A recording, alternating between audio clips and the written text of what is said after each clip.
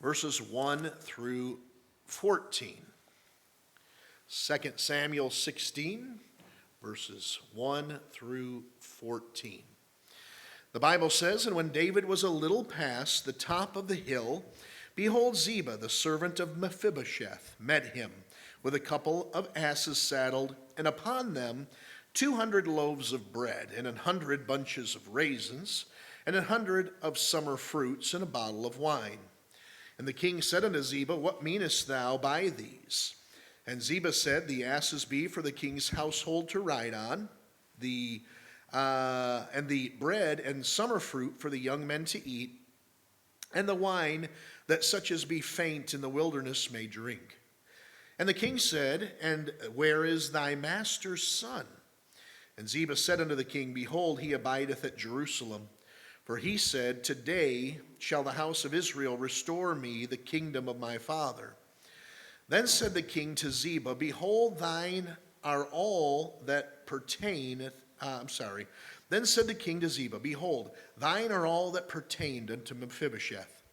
And Ziba said, I humbly beseech thee, that I may find grace in thy sight, my lord, O king. And when King David came to Bahurim, behold, thence came out a man of the family of the house of Saul, whose name was Shimei, the son of Gera. He came forth and cursed still as he came. And he cast stones at David and at all the servants of King David, and all the people and all the mighty men were on his right hand and on his left. And thus said Shimei when he cursed, come out, thou bloody man, and thou man of Belial. The Lord hath returned upon thee all the blood of the house of Saul, in whose stead thou hast reigned. And the Lord hath delivered the kingdom into the hand of Absalom thy son, and behold, thou art taken in thy mischief, because thou art a bloody man. Then said Abishai the son of Zeruiah unto the king, Why should this dead dog curse my lord the king? Let me go over, I pray thee, and take off his head. And the king said, What have I to do with you, ye sons of Zeruiah? So let him curse, because the Lord hath said unto him, Curse David. Who shall then say, Wherefore hast thou done so? And David said to Abishai and to all his servants, Behold, my son, which came forth of my bowels, seeketh my life. How much more now may this Benjamite do it? Let him alone, and let him curse, for the Lord hath bidden him. It may be that the Lord will look on mine affliction, and that the Lord will requite me good for his cursing this day. And as David and his men went by the way, Shimei went along on the hill's side over against him, and cursed as he went, and threw stones at him, and cast dust. And the king and all the people that were with him came weary, and refreshed themselves there. Let's pray together. Father, help us as we look into this passage to learn some things from a very wise man, a very wise leader, and one who's after your own heart. Give us wisdom. Help us to grow from what we're taught tonight. Maybe it's just a reminder. Maybe it's an encouragement. Maybe it's a first-time lesson. I don't know where everyone is here on this subject tonight, but I know that we're all affected by it. Speak to our hearts, please, and help us. In Christ's name we pray. Amen. We mentioned this morning that tonight's message would be entitled Dealing with Criticism. Now, the simple fact of the matter is there's not a person in this room that isn't criticized regularly. There are people that know you that criticize you, and you say, I don't think anyone criticizes me at all. You know what? I'm glad you think that way. You know, you should probably just leave now so that we don't burst your bubble. But I'm telling you, if you don't know of anyone criticizing you, count yourself grateful, because you just don't know that they're doing it, and you don't know who they are that is doing it. One of the most egregious sins that a child of God can make is to be critical of another child of God, or for that matter, another person, period. And David shows us in this instance here just how to graciously accept criticism, or should I say tolerate it more than accept it. People criticize us for the way that we look. They criticize us for the way that we dress. They criticize our hair, how we talk, our mannerisms, how we do our job. In fact, just all that we do. Last night, I was in a parking garage and somebody parked very, very close to me. Shannon wasn't even able to get in. That person had to back out first. And quite honestly, it's easy to be critical of an idiot like that, right? Hey, why don't you learn to drive, buddy? Where did you get your driver's license? Out of a Cracker Jack box? And on we can go with it. It's easy to be critical of people. And we're all human. None of us are perfect. I hate to burst that bubble too. But we all come short of perfection or of what we need to be or ought to be. And so criticism really is just one pile of dirt tearing down another pile of dirt. From dust camest thou, and unto dust shalt thou return, the Bible says. We're just made of dirt, and we shouldn't expect a whole lot out of ourselves. A quote that I read even recently said this: if you can't handle criticism, you'll never do anything with your life. That doesn't sound like a very deep quote, right? Most quotes are eloquent in nature, or they're put together beautifully. This one just tells it like it is. If you can't handle criticism, you will never do anything with your life. And here's why. The second you try to do something with your life, the critics will pop up. And you try to get rid of one, and another one will pop up. You ever played whack-a-mole at the arcade? Remember that game where it had the flat tabletop, but there's about 9 or 10 little holes in it, and there's this padded little mallet, and that mole pops up, and you go to hit that mole, but before you can even get it, it already pops down, but another one pops up over here. And if you spend your life chasing critics, your game will be like a game of whack-a-mole. And you're probably not going to hit very many of them. Although when you do, it kind of feels good, doesn't it? Wham! Wow, that was solid. I know I got that guy. But the point is, the game is relentless, and it never ends. And if you try to pursue your critics and silence them, you're going to spend your life pursuing critics and attempting to silence them. No one wants on their headstone at their grave, I spent my life trying to shut up negative people. What a futile activity that would be. So I want to go through this text here and explain what's happening, and then also give us some principles from it. When David was a little past the top of the hill, behold, Ziba, the servant of Mephibosheth, met him with a couple of asses saddled, and upon them 200 loaves of bread, and 100 bunches of raisins, and 100 summer fruits, and a bottle of wine. And the king said unto Ziba, what meanest thou by these? And Ziba said, the asses be for the king's household to ride on, and for the bread and summer fruit for the young men to eat, and the wine that such as be faint in the wilderness may drink. And the king said, and where is thy master's son? And Ziba said unto the king, behold, he abideth at Jerusalem, for he said, today shall the house of Israel restore me the kingdom of my father. Then said the king to Ziba, behold, thine are all that pertained unto Mephibosheth. And Ziba said, I humbly beseech thee that I may find grace in thy sight, my lord, O king. So what's happening is David is running for his life. His son Absalom has rebelled against him. His son Absalom has turned the hearts of many of the people of Israel and Jerusalem against David. And at this very moment, Absalom, David's own son, is in the palace at Jerusalem. He is committing adultery with his father's concubines in his father's palace. David is walking away, trying to escape for his life. He doesn't even have a horse to ride on. He doesn't have a donkey to ride on. He's walking. And here comes this guy named Ziba. Ziba shows up, and he has some donkeys for David and his family to ride. He has some bread and some fruit for the people to eat, and he has some wine for them to drink. And Ziba is the servant of King Saul. And David says to Ziba, what are you doing here? And verse 3, Ziba said, let's start at the beginning. The king said, where is thy master's son? And that son that he's talking about is Mephibosheth. Now, Mephibosheth, when David took over the kingdom, Mephibosheth was the only remaining descendant of King Saul that could have taken the throne. Mephibosheth was a little crippled boy. His caretaker was running with him one day. She tripped and fell on him, and did so much damage to his legs that he was unable to walk. And so David, when he took the throne, he inquired. He said, "Is there anyone in the house of Saul or Jonathan that I can be a blessing to?" And someone said, "Well, there's poor little crippled Mephibosheth."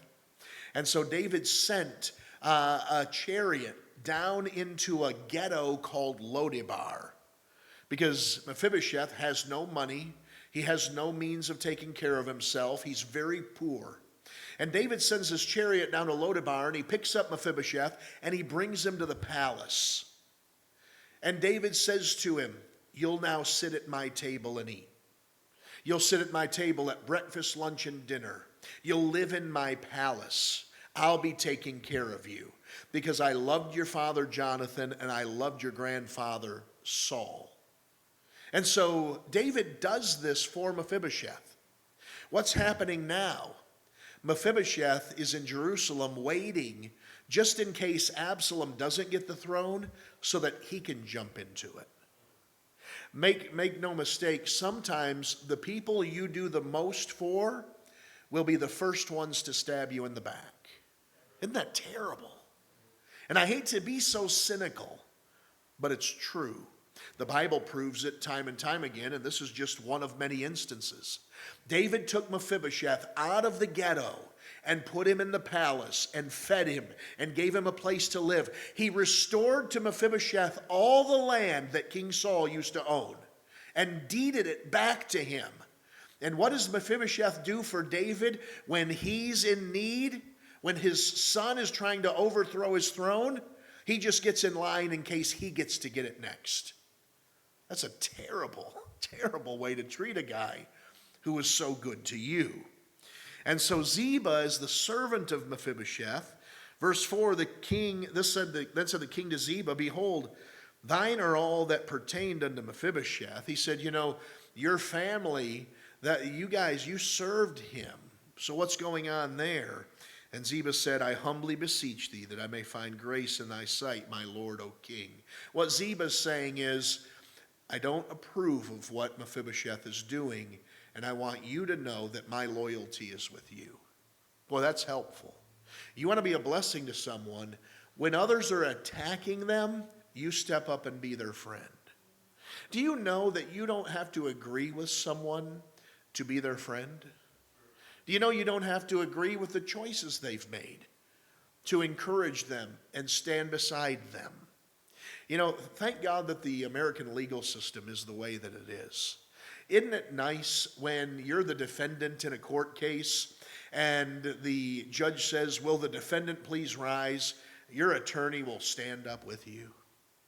Just to have someone there beside you. And for the record, let's hope none of us have to be that defendant in a court case, right?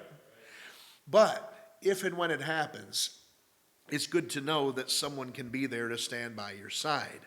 And that's what Ziba is doing. Now let's move on to the harsher criticism, the direct criticism.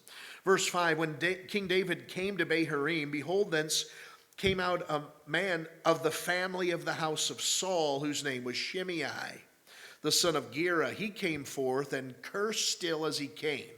So imagine the scene. David is walking along the road, and he has a large entourage with him. And they're walking past this house, and I imagine Shimei was probably sitting there. He was probably watching the Jerusalem Lions lose or something. That's my guess. And he sees out his picture window, and he says, "I know what that is. That's David fleeing the city." And so Shimei gets up, and he goes out the front door of his house, and he sees David, and he just starts screaming at him. He starts yelling at him and cursing him. Verse number 6, and he cast stones at David and at all the servants of King David, and all the people and all the mighty men were on his right hand and on his left. This guy's a pretty brave guy, because David had some guys that knew how to kill giants and tear lions and bears in two. And what is he doing? He's taking advantage of David while he's being cast out of Jerusalem. He comes out of the house like some big bad tough guy, and he starts screaming and yelling at him and cussing him out. And he's picking up rocks off of the ground and throwing them at the king. That's treason. You could die for that. In fact, verse 7, and thus said Shimei, this is more of what Shimei says. Thus said Shimei when he cursed, come out, thou bloody man, and thou man of Belial. See, David put to death some of Saul's family because of a rebellion that was going on during the final days of Saul in order to justify a group of people that were killed. And so this man's holding a grudge.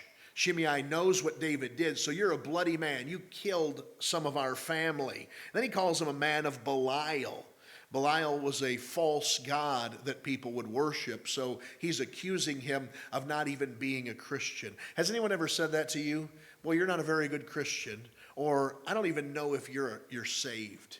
I can't tell if you're a Christian or not. They'll absolutely run your reputation into the ground. He says, verse 8, the Lord hath returned upon thee all the blood of the house of Saul. You know what that means? You're getting exactly what you deserve, buddy. You went around here, you killed the descendants of Saul. Let me ask you, why was Saul removed as king? Who removed him? God did. David had nothing to do with it. Saul was his own worst enemy. Saul died on the battlefield because of his own foolishness and rebellion. God took him out. David's taking the blame for it all, though. He said, in whose stead thou hast reigned, and the Lord hath delivered the kingdom into the hand of Absalom thy son. And behold, thou art taken in thy mischief, because thou art a bloody man. You weren't going to get away with this, and God has seen to it that you're not getting away with it. You know, be careful that you decide that what's going on in someone's life is of God. You shouldn't make those calls. You know, sometimes something negative happens in someone's life, and others are saying, yep, the Lord sure is getting after them. How would you know? You sound like one of Job's friends. Right? Were Job's friends correct in any of their assessments of Job? No, but they sure had their assessments, didn't they? Who are we to judge another man's servant? We mentioned that this morning. To his own master he standeth or falleth. It's not our place.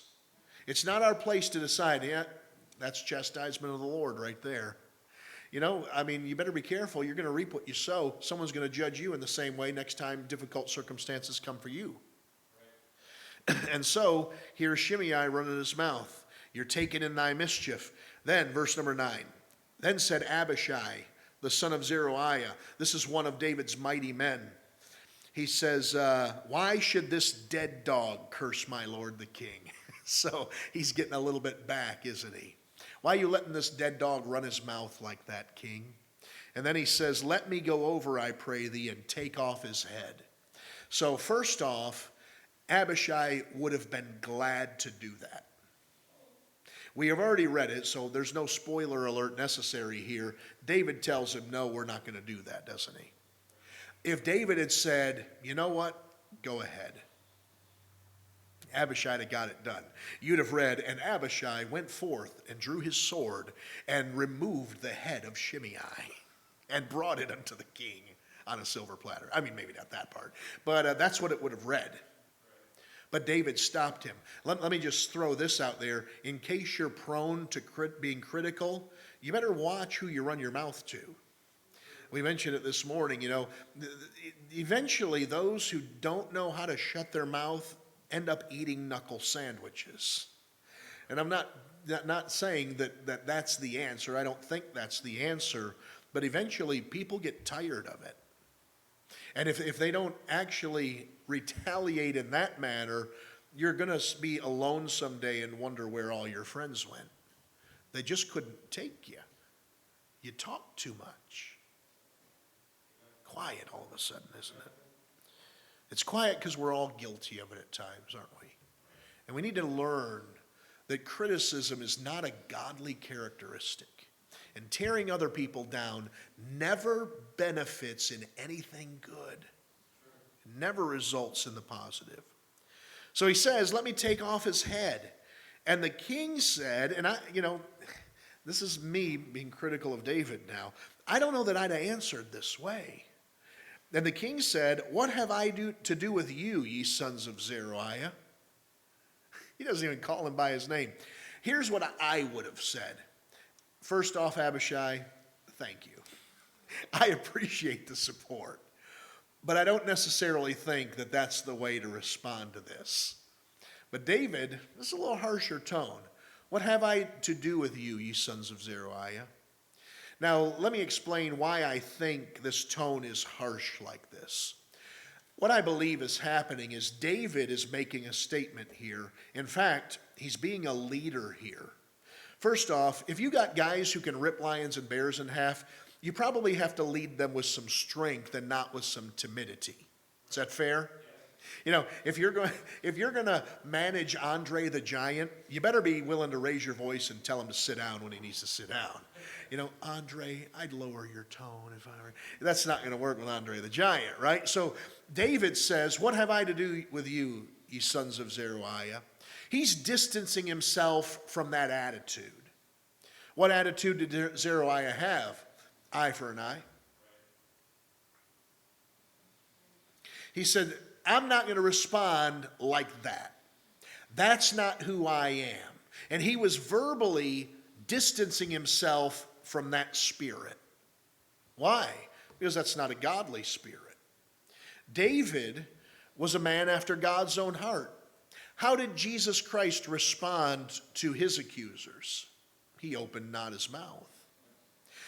Ahaziah, what's his name? Let me find it again. Abishai, he was not behaving in a Christ-like manner. He's ready to take the guy's head off. And our flesh likes that, doesn't it? My flesh likes reading a verse like that. Yeah, Abishai. And then when David rebukes Abishai, I kind of feel a little rebuked too. Oh, yeah, you're right. I shouldn't be thinking that way, David. Here's what David says, middle of verse 10. "So let him curse, because the Lord hath said unto him, curse David." That's interesting. "Who shall then say, wherefore hast thou done so?" So the Lord says, "You know what, Shimei, go curse David." And then we cut Shimei's head off, and then God's going to say, "Why'd you do that?" You know what David's saying? We're accountable to God for everything we do. We're accountable to God for everything we say. And if we respond in a way that's contrary to the will of God, God's going to say, "Why'd you mess that up? Why did you go against me and what I was trying to accomplish?" Verse 11, "And David said to Abishai and to all his servants, Behold, my son which came forth of my bowels seeketh my life. How much more now may this Benjamite do it?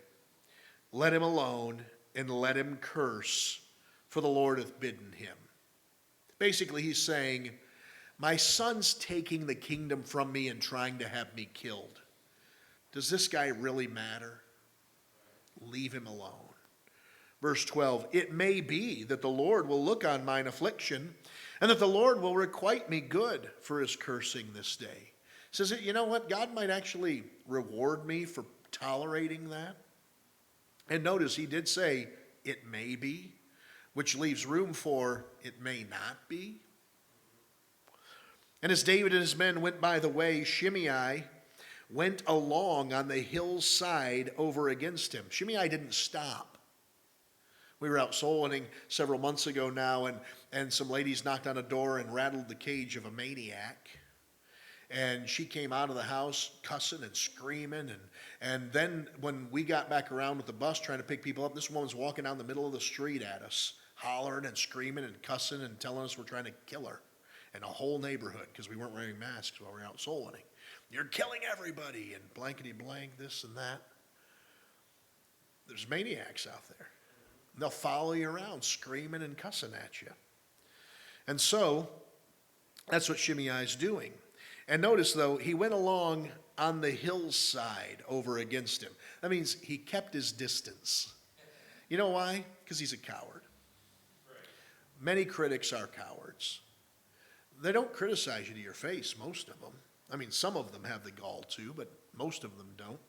They criticize behind your back, and they'll tear you down when you're not around. Shimei went along on the hillside over against him and cursed as he went and threw stones at him and cast dust. He's still throwing rocks. He's throwing dirt. He's cussing up a storm. Now, let me ask you a question. Who's the fool here? Shimei's the fool.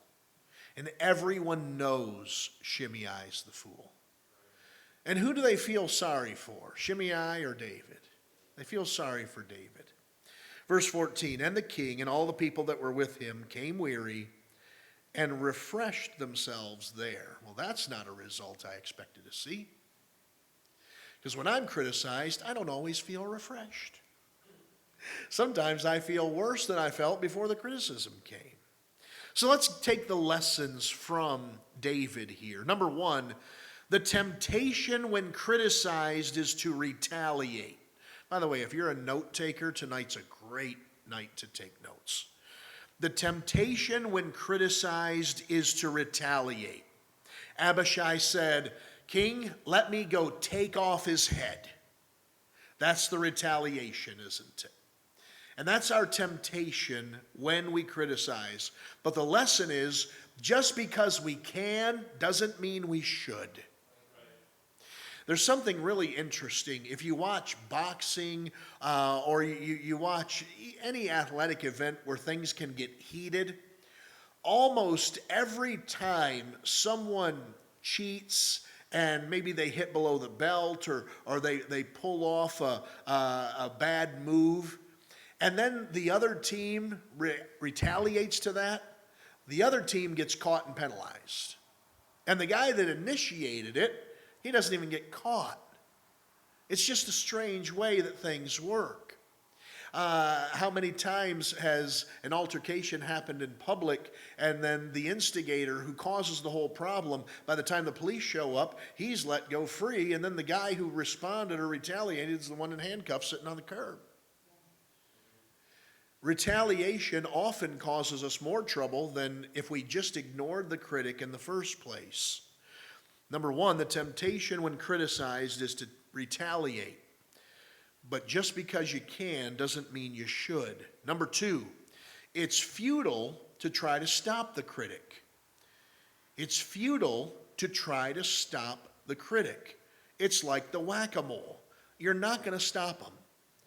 They will not stop popping their little greasy heads out of those greasy little holes. They're going to keep showing up. And your retaliatory knocks with the mallet, it's a waste of your time. It's an exercise in futility. David said in verse number 10, let him curse. Let him curse. Don't try to stop it. Just let it happen. Haven't you ever thought to yourself, when you're hearing somebody just running off at the mouth in a way they shouldn't, you think, somebody ought to shut that guy up. But you know, they don't learn. This is a terrible story. I should not tell you this story. So when I was in, I think, 9th grade, I was on the bus, and this guy on the bus was messing with this girl and really irritating her, and the girl was my friend. And I told him, I said, look, leave her alone. Stop doing that. Just knock it off. And he said, what are you going to do? I said, well, if you don't knock it off, when we get off of the bus, I'm going to show you that you should have knocked it off. And, you know, he kind of stopped at that point. Then we got off of the bus, and I'd forgotten about the whole thing. And he came up to me, and he said what he was saying on the bus about her again in front of me, and then said, now what are you going to do? Well, what am I going to do? I have no choice now. He's called me out. And so I threw him down on the ground, and I began to punch him. And this is a terrible thing, and no one should ever do this. And so I punched him many, many times in the face. In fact, I got punching him so many times, I thought, this is done now, isn't it? And I just got off the guy. One of my friends is standing there because I said, here, hold my bag. And he's like, whoa, I've never seen this side of you before. And I didn't have that side quite often, to be honest. And so I hit the kid. The next morning at the bus stop, same kid shows up. And you know what he says to me? What are you going to do? And you know what I decided to do? Nothing. If he didn't learn yesterday, he's not going to learn today. And you know what's going to happen? I'm just going to end up being the guy in trouble, because every time I see this kid, I beat him up. And so I learned right then and there, there's no point. You try to shut a critic up, they're not going to shut up. They're too stupid. In fact, the book of Proverbs says that you can put stripes in the back of a fool, but he will not cease from his foolishness. That's the exact principle of what we're talking about here. So, number two, it's futile to try to stop them.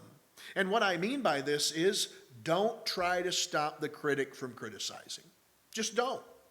Let him curse, is what David said. Critics will never go away. And if one particular critic does go away, guess what's going to happen? Another one will show up in their place. Nature abhors a critic vacuum, and it will never allow a lack of a critic. There was a guy when I was at Kingsway in Georgia. I became the bus director. I was just a young man. I was 25 years old, and I was working with the bus ministry, and I was having a drive to try to get some of the men of our church to get their CDL license. And so I was really pushing for it. And then someone came to me and said, "Hey, did you hear what so-and-so said about you?" And like an idiot, I said, "No, tell me." Lesson here. If anyone ever says to you, "Have you heard what so-and-so said about you?" you should respond like this: "Is it good?" And if they say no, say, "Then I don't want to hear it. And please don't bring things like this to me." What good is it for you to know what they said? It's only going to hurt you. It's only going to injure your relationship with that person. It's bad enough that you already know they said something negative. You don't need to know what it was. And so anyways, I didn't do that. They came to me and said, "Did you hear what so-and-so said about you?" I said, "No, what'd they say?" They said, "I'll get my CDL when Joel Stiff gets his." And now, to be fair, this is my naivety. I tend to be quite naive even now. It never crossed my mind that I should get my CDL. I had thought about it when I was in college, because college pushed for guys to get their CDLs often, but I was terrified of being responsible for transporting a bus full of little kids. You know, I'm a young guy. I wasn't confident in my driving. Not only that, we drove our buses when I was in college all through Chicago. You want to be on the Dan Ryan Expressway with 60 little kids on your bus? I didn't, not at 25 years old. In fact, when I was in college, I was 18, 19, 20, 21 years old. I wasn't ready for that responsibility. And so when I'm trying to get this drive going for bus drivers, it never occurred to me that I could get my license. But when I heard that, two things happened. Number one, I said in my head, "You know what? That's right. I could get mine, couldn't I?" And then number two, thought that popped in my head, "You know what? I'm going to get mine to shut that guy up." So I did exactly that. I got my license, got my CDL license, and I walked up to him and I said, "Hey, I heard you say something about me." And he said, "What'd you hear me say?" I said, "I heard that you said you'd get your CDL license when I got mine." And he chuckled and said, "Oh, yeah, I did say that, didn't I?" I pulled my wallet out, pulled my license out. I said, "Put up or shut up." That's not a very Christian attitude, is it? And he said, "Oh, I was just messing with you." To this day, I know that man. I'm not going to get any more of it because people watch this online, I think. He still doesn't have a CDL license. You know why? He never intended to get it. He was just running his mouth. And let me say, this is a good man. I would count him a friend today. But he just ran his mouth. And he was known for running his mouth back then. Don't be the kind of person known for running your mouth. Just throwing that out there. It's futile to try to stop them. Number three, God may have sent that critic. We kind of recoil from that, don't we? You know, God uses wicked men all the time. Did you catch this morning in 2 Chronicles 10 where God said it was part of his plan for the kingdom to split? We didn't address it, But as you read through, God said that God used Rehoboam to split the kingdom, to judge Israel, because of their sin with Solomon and their continued sin with Rehoboam.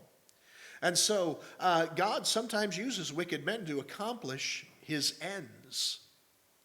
And David recognizes that, and he says, God may have sent that critic. See, the world is full of critics, and you're never going to do anything for God if you pay attention to them, or you let their criticism of you stop you from doing what you're supposed to do. And so God just may as well be getting you used to criticism by letting the critics come. When football players practice, they've got them tackling dummies, right? And they run into those guys and they hit them. That's practice for when they're in the real game. And God may be sending you critics right now to get you used to them, because the big boys are going to come someday. And you're going to have to be ready to tolerate them. We said, number one, the temptation when critics show up is to retaliate. Number two, it's futile to try to stop them, and we should not stop them. Number three, God may have sent that critic to you. Number four, you have bigger problems to worry about.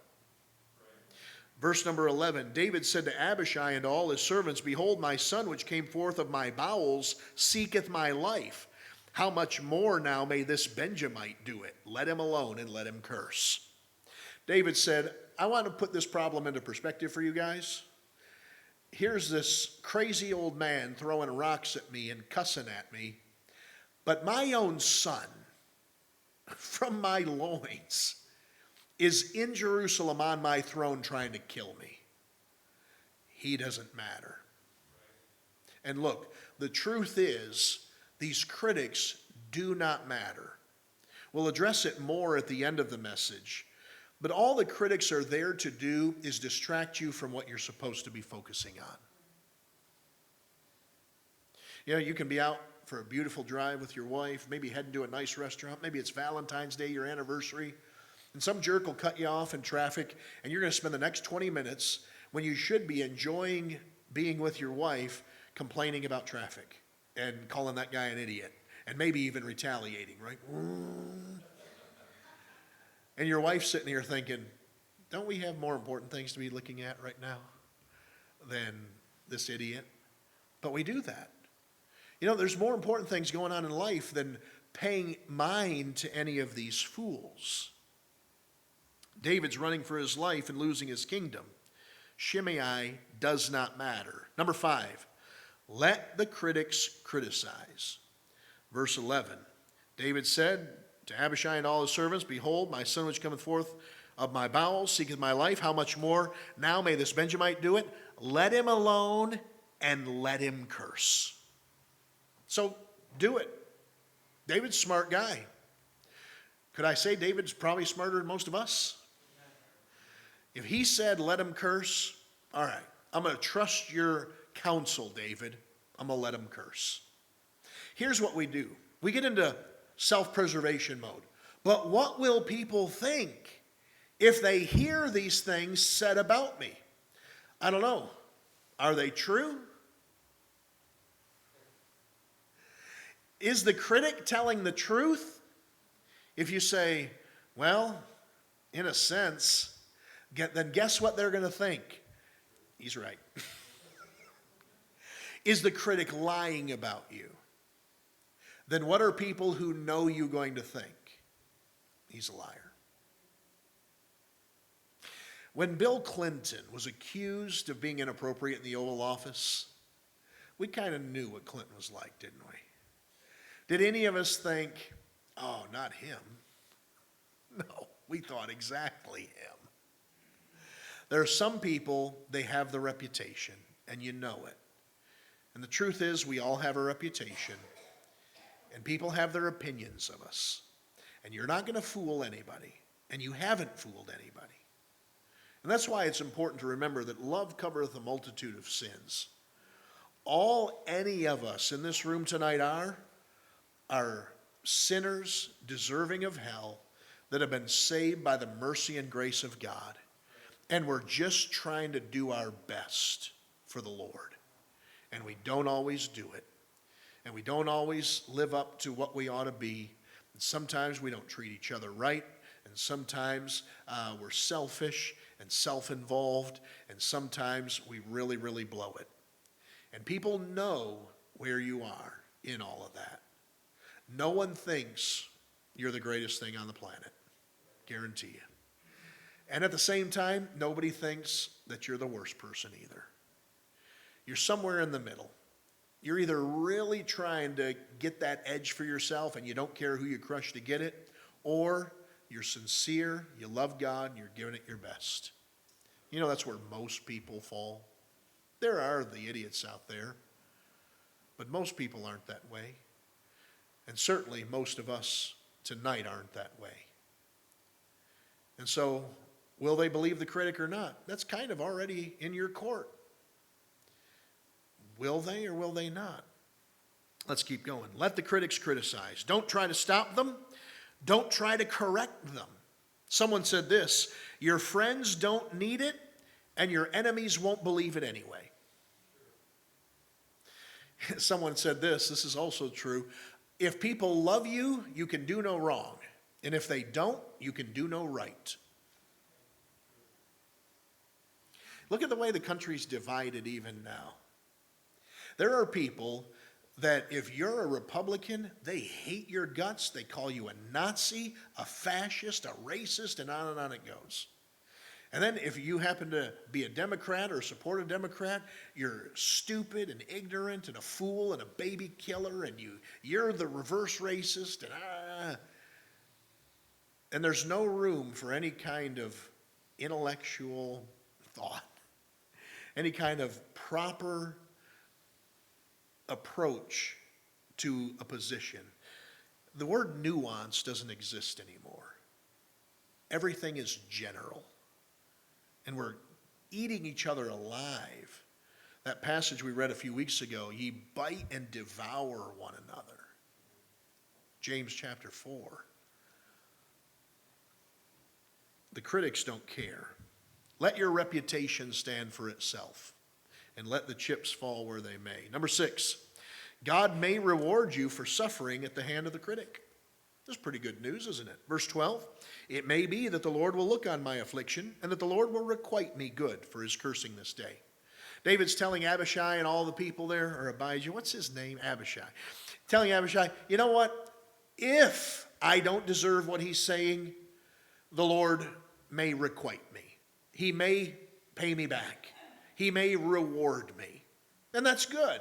And at the same time, David's saying, I'm not going to count on it, but it's a positive way to look at the situation. You know these verses, Matthew 5, verses 10 through 12, part of the Beatitudes.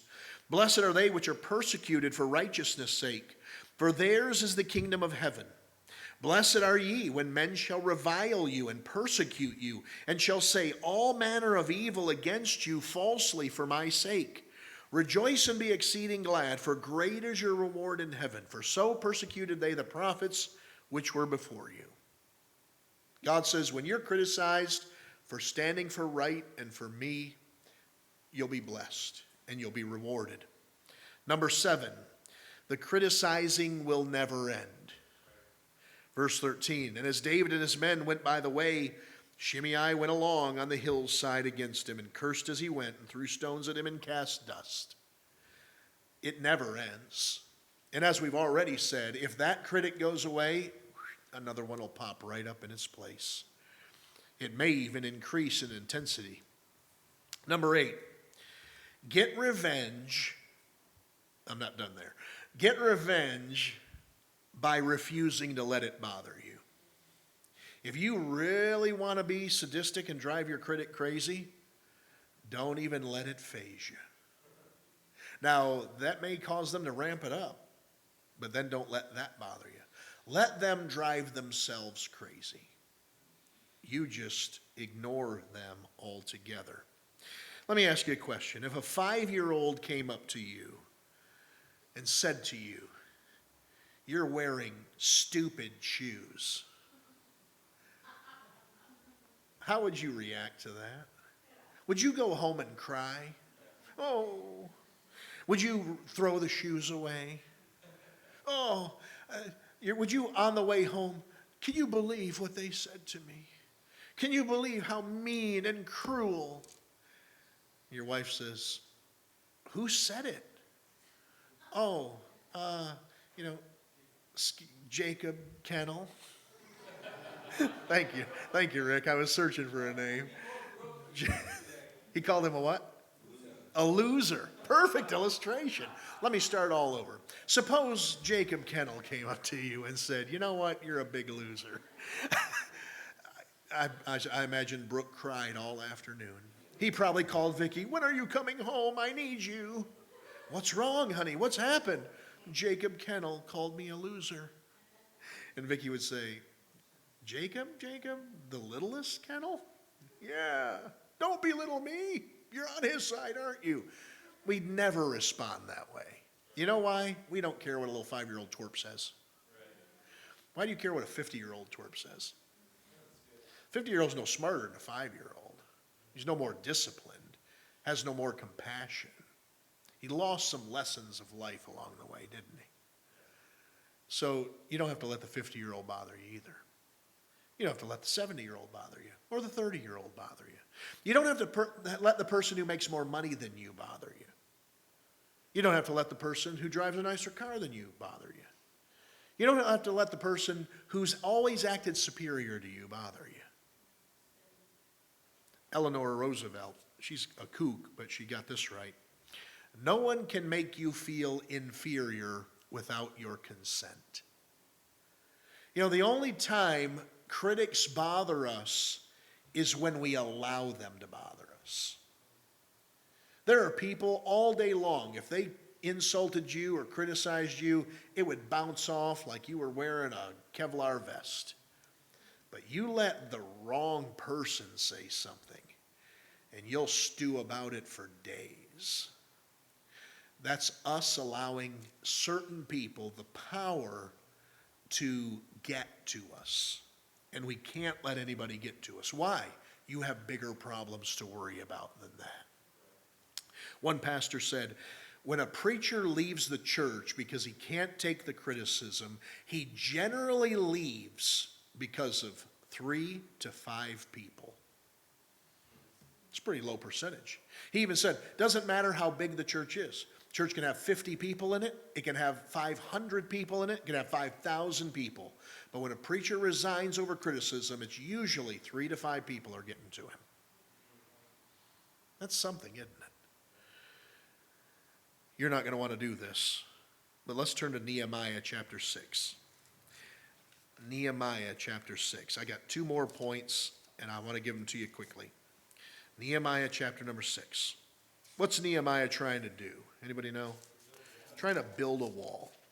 Trying to build a wall around Jerusalem.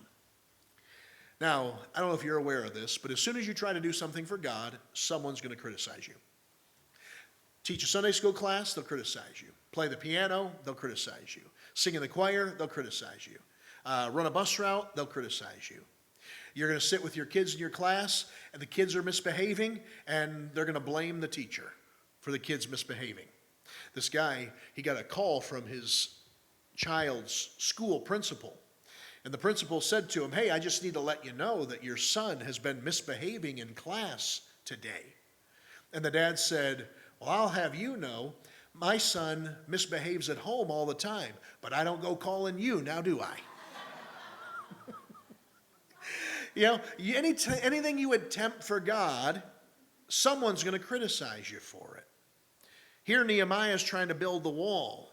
Nehemiah chapter 6, verse number 1. Now it came to pass when Sanballat and Tobiah and Geshem the Arabian and the rest of our enemies heard that I had builded the wall and that there was no breach left therein, though at that time I had not set up the doors upon the gates, that Sanballat and Geshem sent unto me, saying, come, let us meet together in some one of the villages in the plain of No. But they thought to do me mischief.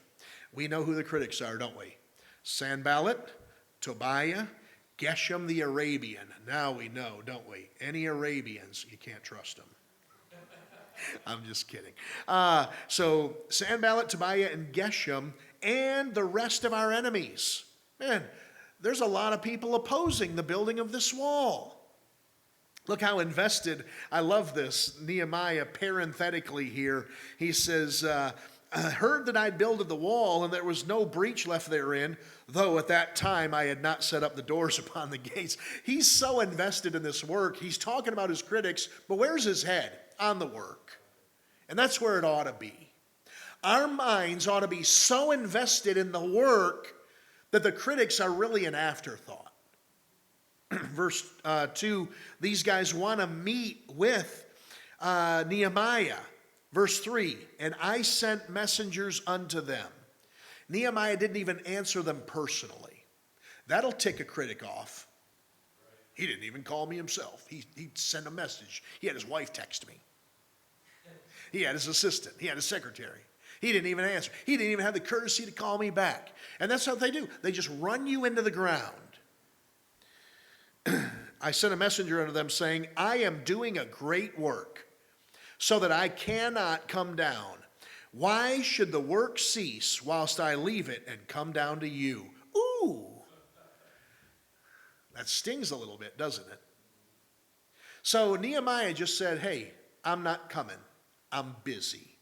I got a lot going on. Look here, verse 4.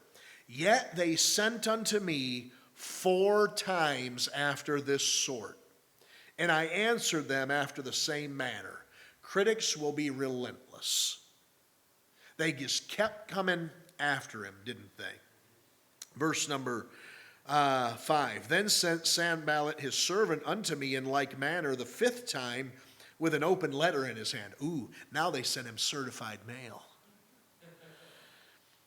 Wherein it was written, it is reported among the heathen, and Gashmu saith it, that thou and the Jews think to rebel. For which cause thou buildest the wall, that thou mayest be their king, according to these words. Thou hast also appointed prophets to preach of thee at Jerusalem, saying, there is a king in Judah, and now it shall be reported to the king according to these words. Come now, therefore, and let us take counsel together. All of that's lie. Right. Everything he said about Nehemiah, there's a lie. Critics will lie straight up to you. You know what Sanballat's actually saying here? If you don't come and meet with me, I'm going to tell. I'm going to tell everybody what you're doing. And he's lying about everything that he's doing. Critics will just tell straight up fabrications about you. We don't know their motivation. It's primarily satanic, I think. They will absolutely lie about you. Verse number 8. Then I sent unto him, saying, there are no such things done as thou sayest. He just denies it all. I'm not doing anything that you're accusing me of doing. But thou feignest them out of thine own heart. He said, you're making it all up. Huh? This sounds like an elementary school argument, doesn't it? Because that's what critics want to do. They want to drag you down to infantile behavior. That's why you don't even bother with them. You don't even deal with them. Verse number 9. For they all made us afraid, saying, their hands shall be weakened from the work, that it be not done. Now therefore, O God, strengthen my hands. You know what you do when the critics come? You go to God. Lord, they're after me. They're calling me weak. Please give me strength. They're calling me a liar. Please represent me in truth. Whatever they're saying about you, ask God to prove the opposite. Verse number 10. Afterward I came unto the house of Shemaiah, the son of Deliah, the son of Medabiel, who was shut up, and he said, let us meet together in the house of God within the temple, and let us shut the doors of the temple, for they will come to slay thee. Yea, in the night will they come to slay thee there. And I said, should such a man as I flee? And who is there that, being as I am, would go into the temple to save his life? I will not go in. And lo, I perceived that God had not sent him, but that he pronounced this prophecy against me, for Tobiah and Sanballat had hired him. Therefore was he hired, that I should be afraid and do so and sin, and that they might have matter for an evil report, that they might reproach me. My God, think thou upon Tobiah and Sanballat according to these their works, and on the prophetess Noadiah and the rest of the prophets that would have put me in fear. So the wall was finished. in the 25th day of the month Elul, in 52 days. And it came to pass that when all our enemies heard thereof, and all the heathen that were about us saw these things, they were much cast down in their own eyes, for they perceived that this work was wrought of our God. You know how you shut the critic up? Not by telling them to shut up. You don't shut the critic up by attacking them verbally. You don't shut the critic up by attacking them physically. You don't shut the critic up by trying to make sure that your reputation is preserved. You shut the critic up by ignoring them and doing the work that God gave you to do. Let your work and your reputation stand for itself. You don't have to defend yourself against your critics. Point number 9, ignore the critics. Don't give them any attention. If critics mattered, they would be doing something great themselves. They do not matter. Critics are destroyers, not builders. God is a builder, Satan is a destroyer, and the Bible calls him such. And people who try to destroy other people's reputations and try to destroy other people's work, they are doing the work of Satan himself.